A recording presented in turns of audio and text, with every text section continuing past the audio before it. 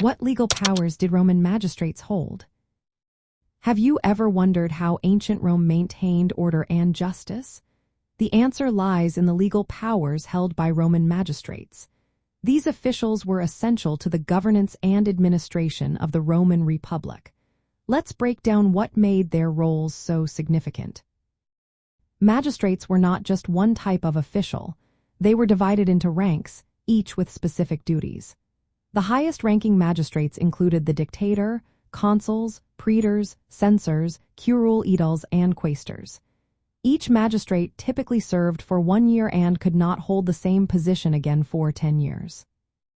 One of the most important powers held by magistrates was called imperium. This power was primarily held by consuls and praetors. With imperium, they could issue commands that affected both military and civil matters.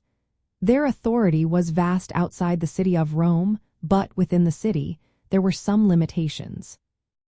Judicial authority was another key aspect of a magistrate's role. Praetors, in particular, presided over courts and dealt with civil law. They had the ability to publish edicts, which were official announcements that clarified existing laws and guided legal procedures. This helped ensure that the legal system was clear and accessible to the citizens.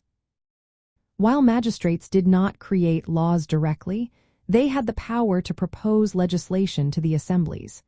The Senate would often advise them, but magistrates were not obligated to follow this advice. This created a dynamic where magistrates could influence the legal framework of Rome. Administrative duties were also part of their responsibilities. Censors conducted the Roman census and had the authority to appoint individuals to the Senate. Quaestors managed financial matters, assisting consuls in Rome and governors in the provinces. Another important power was the veto. Each magistrate could veto actions taken by an equal or lower-ranked magistrate. This system of checks and balances was crucial for preventing any one official from gaining too much power. Magistrates also had coercive powers to maintain public order. They could impose fines, confiscate property, and order imprisonment.